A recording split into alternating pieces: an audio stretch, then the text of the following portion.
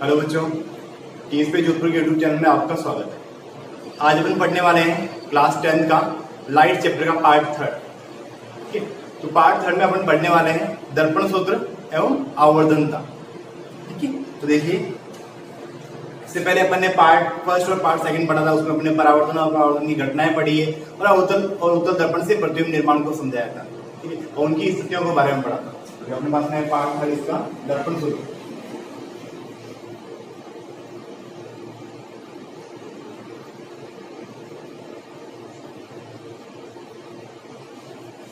देखिए फॉर्मूला बहुत इजी है, लेकिन थोड़ा सा फॉर्मूले को अप्लाई करना ढंग से आना चाहिए आप लोगों को। ठीक है, तो भी अपन देखते हैं फॉर्मूला क्या है। 1/f equal to 1/v plus 1/u। ये दर्पण सूत्र है। अब यहाँ पे क्या है, f क्या है यहाँ पर, जहां f जो होता है फोकस दूरी,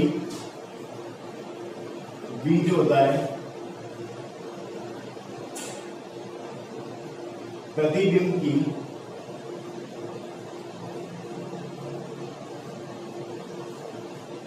दर्पण से दूरी, u होता है बिंब की दर्पण से दूरी। ठीक है, ये अपने पास में फॉर्मूला दे रखा है। फोकस दूरी, प्रतिबिंब की दर्पण से दूरी और बिंब की दर्पण से दूरी। बिंब या वस्तु बोल सकते हैं ना। अब देखिए इसमें मेन इंपॉर्टेंट रोल प्ले होता है चिन्ह परिपाटी का। इंपॉर्टेंट रोल किसका होता है, चिन्ह परिपाटी।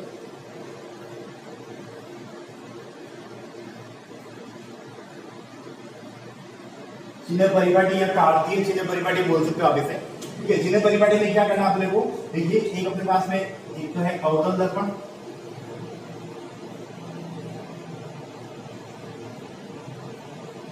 और दूसरा है अपने पास में उत्तल दर्पण।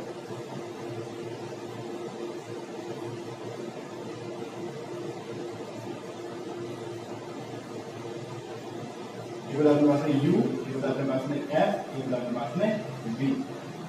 इन तीनों के अपने को चिन्ह का ध्यान रखना। देखिए u सदैव माइनस होता है, u सदैव माइनस रहेगा। u जो होता है, चाहे आप लेंस पढ़ रहे हो, चाहे आप दर्पण पढ़ रहे हो, चाहे अवतल उत्तल कुछ भी पढ़ रहे हो, तो u का मान सदैव किसमें रहेगा, माइनस में रहेगा। इसलिए u सदैव माइनस। f जो होता है, अभी अपन ने जब इनकी स्थितियां पढ़ी थी तो उसमें अपन ने पढ़ा था कि f जो होता है अवतल दर्पण के लिए f किसमें होता है, माइनस में होता है। लेकिन अगर बात उत्तल दर्पण की हो रही है तो f किसमें आ जाएगा, प्लस में आएगा। ठीक है, तो u सदैव माइनस और f जो होता है अवतल दर्पण के लिए माइनस होता है, उत्तल दर्पण के लिए किसमें होता है, प्लस में होता है। अब देखिए बात v की करते हैं तो v क्या होता है, माइनस होता है, लेकिन कभी कभी प्लस भी होता है। अब वो कौन सी कंडीशन है, माइनस तब होता है जब प्रतिबिंब कैसा हो, वास्तविक, और प्लस जब प्रतिबिंब कैसा हो, आभासी। ठीक है, दोनों बातें क्लियर होगी। और उत्तल दर्पण में हमेशा v का मान प्लस ही होता है, क्योंकि प्रतिबिंब हमेशा आभासी ही बनता है। तो ये चिन्ह परिपाटी आप लोगों को ध्यान रखनी पड़ेगी, और चिन्ह परिपाटी आपको लोगों को रखने की जरूरत नहीं है।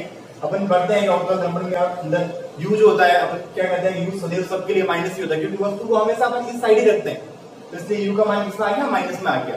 f जो होता है, f अपन ने क्या पढ़ा था कि अवतल दर्पण का जो गोल चक्र जो बनता है वो इस साइड से बनता है, तो इस साइड आता है, तो इसलिए अपन f को किसमें लेते हैं, माइनस में। और उत्तल दर्पण का गोला जो ऐसे बनता है, तो ये इस साइड आता है तो प्लस में हो गया। v जो होता है, अगर वास्तविक प्रतिबिंब बन रहा है तो v माइनस में, और आभासी प्रतिबिंब बन रहा है तो v प्लस में। और उत्तल दर्पण के लिए हमेशा प्रतिबिंब जो होता है वो आभासी ही बनता है, तो अपन इसको प्लस में लेते हैं। ठीक है, अगर आप लोगों को ये फॉर्मूला और कार्तीय चिन्ह परिपाटी आप लोगों को ढंग से प्रॉपर्ली आती है तो आप लोगों को न्यूमेरिकल्स जितने भी होंगे वो गलत नहीं होंगे, सारे न्यूमेरिकल्स आप लोगों के सही हो जाएंगे। अब देखिए कुछ न्यूमेरिकल्स ट्राई करते हैं। देखिए एक न्यूमेरिकल्स में आपको ऐसे ही कराता हूँ, ये बने हुए रन होते हैं।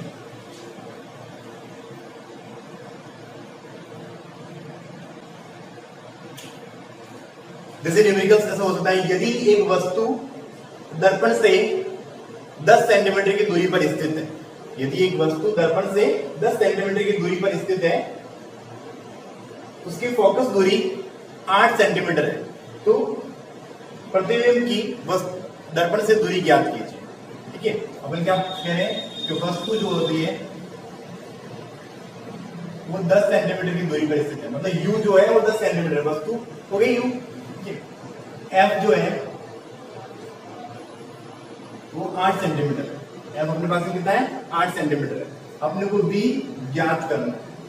ठीक है, और ये जो सारे आंकड़े दिए गए हैं वो अपने को अवतल दर्पण के लिए दिए गए, अवतल दर्पण।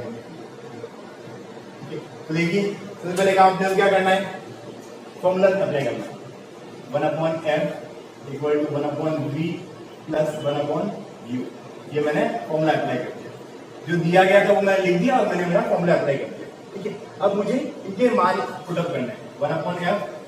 देखिए अवतल दर्पण के लिए f क्या होता है, माइनस होता है, तो ये जो आएगा वो किसमें आएगा, -8 equal to 1/v plus u जो आएगा अवतल दर्पण के लिए माइनस में, क्योंकि अपने को पता है u सदैव माइनस में होता है चाहे कोई भी, अपन क्या कहेंगे 1/-10, तो ये -9 प्लस माइनस क्या हो जाएगा, माइनस हो जाएगा, ये वाला हो गया। अब अपने को v ज्ञात करना है, बाकी वाले को उधर भेज दिया, तो अपने पास क्या बचेगा 1/v इक्वल टू, इसको उधर भेज दिया अपन ने, -1/8 प्लस 1/10, ये उधर जाके प्लस का हो गया, दोनों का एलसीएम ले लेते हैं। देखिए एलसीएम लेने में आप गलती नहीं करें, दोनों का एलसीएम कितना आएगा 40,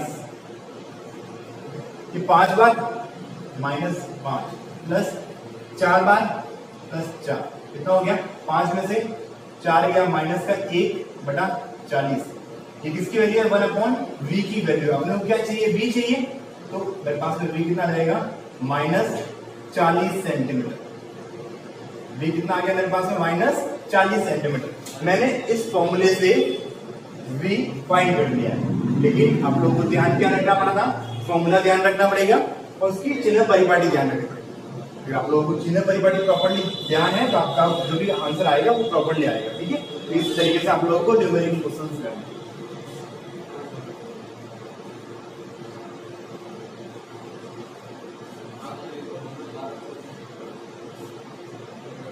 देखिए एक और न्यूमेरिकल देखते हैं,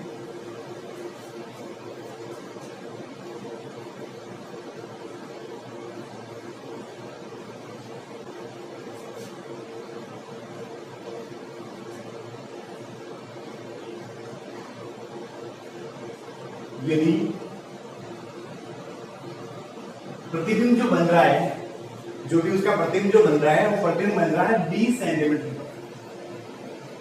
प्रतिबिंब का बन रहा है 20 सेंटीमीटर तक,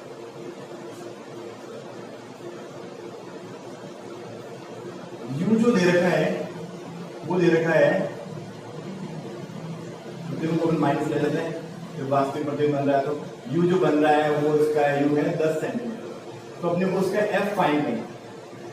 ठीक है, यहाँ पर एरिक फाइंड है, यहाँ पर f फाइंड करना। पहला काम क्या करना अपने को, फॉर्मूला लगाना, 1/f equal to 1/v plus 1/u, formula आ गया मेरे पास में, वैल्यू को पुट करते हैं, 1/f फाइंड करना है, 1/v 1/-20 प्लस 1/u कितना है 10, अपने को पता है ये सारी कंडीशन आप लोग ध्यान रखें, किसके लिए दिया मैंने, अवतल के लिए, अवतल दर्पण के लिए, तो 1/-10 माइनस प्लस माइनस माइनस हो गया, दोनों का अपन क्या लेते हैं, एलसीएम ले लेते हैं, कितना आ गया एलसीएम 20, 10 और 20 का एलसीएम 20 होता है, -1 यहाँ पे माइनस है, -2 कितना हो गया -3/20, ये वैल्यू किसकी है 1/f की वैल्यू है, मुझे क्या चाहिए f चाहिए, तो मैं क्या करूंगा -20/3, तो मेरे पास में f की वैल्यू आ जाएगी -6.66 सेंटीमीटर। ठीक है, तो ऐसे में अपनी वैल्यू जो भी आएगा वो फाइंड कर सकता हूँ। ठीक है, तो आप लोगों को फॉर्मूला प्रॉपर्टी थोड़ा याद रखना पड़ेगा। ठीक है, देखिए एक क्वेश्चन और देख लीजिए,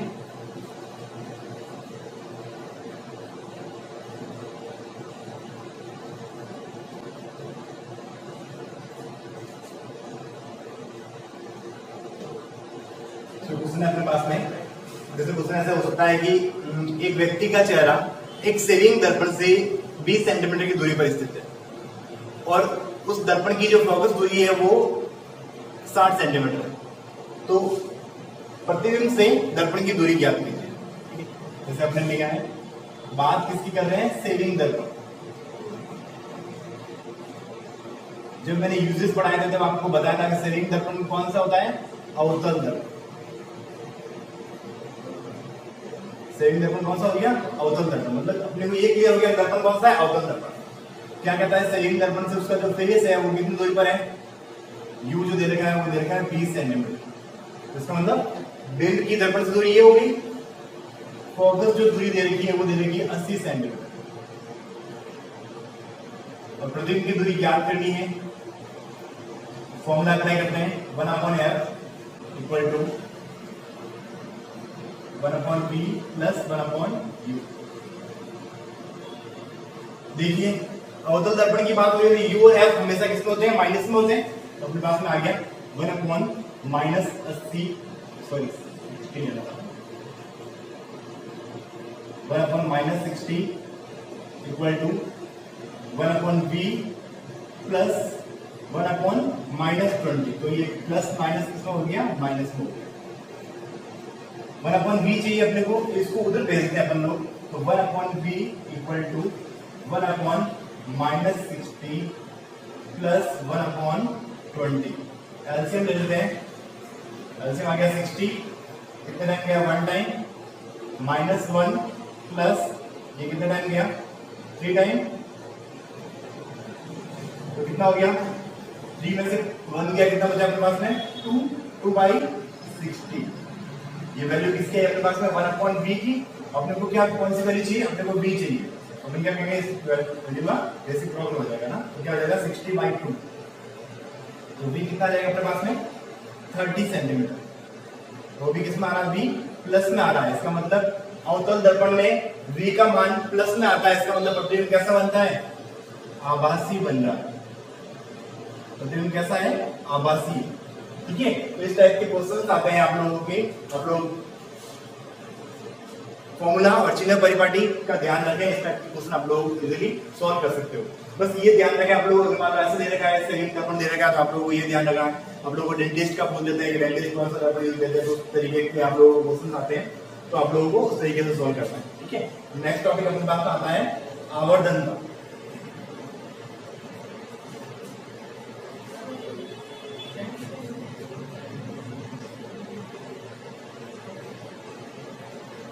नेक्स्ट टॉपिक क्या आपके पास में, आवर्धन का।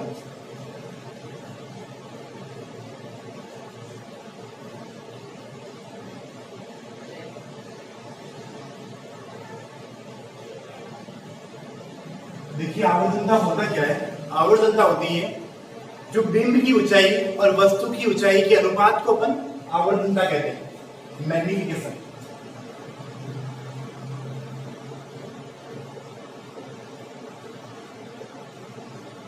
मैग्निफिकेशन इसको अपन लोग स्मॉल m से शो करते हैं, ठीक है। तो अपने पास में क्या है, बिंब की ऊंचाई और वस्तु की ऊंचाई का अनुपात क्या कहलाएगा, आवर्धनता कहलाएगा।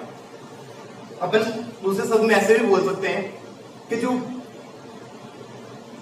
दर्पण जो है, जो इस टाइप से प्रतिबिंब का निर्माण होता है, जो दर्पण जो है वो वस्तु को कितना बड़ा करके दिखाता है। दर्पण जो है वस्तु को, जो प्रतिबिंब का निर्माण हो रहा है वो वस्तु से कितने गुना अधिक बड़ा है, वो उसका गुण क्या कहलाएगा, आवर्धन कहलाएगा। और इसी गुण को अपन लोग क्या कहते हैं, आवर्धनता कहते हैं। तो किसी भी वस्तु से उसका जो प्रतिबिंब बन रहा है वो कितने गुना बड़ा है, उसे अपन क्या कहेंगे, आवर्धन कहेंगे। और उस गुण को क्या कहते हैं, आवर्धनता कहते हैं। देखिए m equal to h upon h dash upon h। ठीक है, तो ये क्या हो गया, प्रतिबिंब की ऊंचाई अपॉन बिंब की ऊंचाई, इन दोनों का अनुपात आवर्धनता कहलाता है। दूसरे शब्दों में अपन इसको ऐसा ही बोल सकते हैं कि h dash upon h equal to v upon u। ठीक है, ये v और u के बराबर होता है। तो अपन ये कह सकते हैं कि m equal to v upon u। अपने को ये पता है u सदैव माइनस होता है, तो अपने पास में ये किस कंडीशन आ जाएगा, माइनस में आ जाएगा। तो ये अपने पास में मैग्निफिकेशन क्या होता है, m equal to minus v upon u। आप लोग h डैश अपन ऐसे भी कर सकते हो। h डैश यहाँ पर क्या है, प्रतिबिंब की ऊंचाई, प्रतिबिंब की ऊंचाई। न्यूमेरिकल्स क्वेश्चन में आप लोगों को आवर्तनता भी पूछी जाती है, आवर्तनता ज्ञात कीजिए। आप लोगों को v और u दे रखा है, आप लोग इससे ज्ञात कर लो। आप लोगों को h डैश वन h दे रखा है, तो आप लोग इससे ज्ञात करो। और h क्या है यहाँ पर, बिंब की ऊंचाई।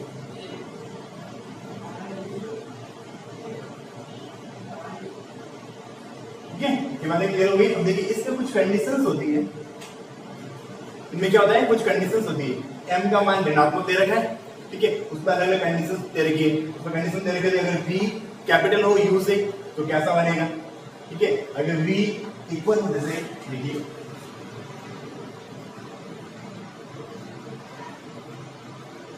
m ऋणात्मक व v बड़ा हो u से, अपनी क्या कंडीशन लिए, m क्या है, ऋणात्मक है और v कैसा है, बड़ा है u से, तो प्रतिबिंब कैसा बनेगा।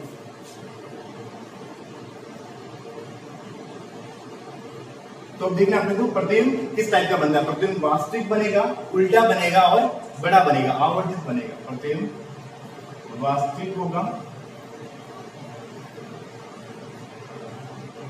उल्टा होगा एंड बड़ा होगा, ठीक है। तो अपने फर्स्ट कंडीशन इसकी पढ़ ली है कि m ऋणात्मक हो और v जो हो u से बड़ा हो, तो प्रतिबिंब जो है वास्तविक रहेगा, उल्टा रहेगा और बड़ा रहेगा। नेक्स्ट सेकंड कंडीशन अपने पास में m ऋणात्मक है व v equal to u, v जो है वो u के इक्वल है, तो प्रतिबिंब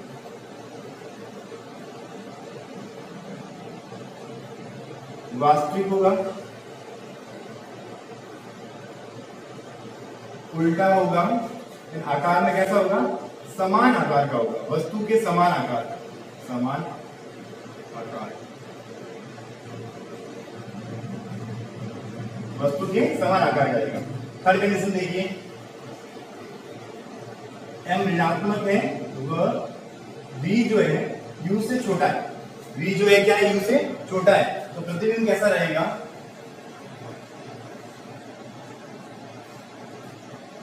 वास्तविक होगा,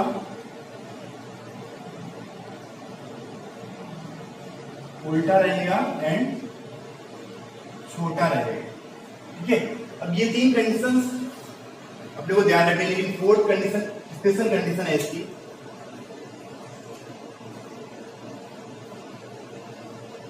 m जो है वो पॉजिटिव, m जो है वो क्या हो, प्लस में हो। अगर m का मान प्लस में दे रखा है तो क्या होता है, तो प्रतिबिंब कैसा रहेगा, प्रतिबिंब आभासी रहेगा, सीधा रहेगा।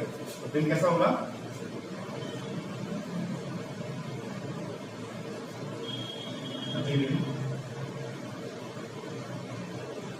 आभासी होगा एंड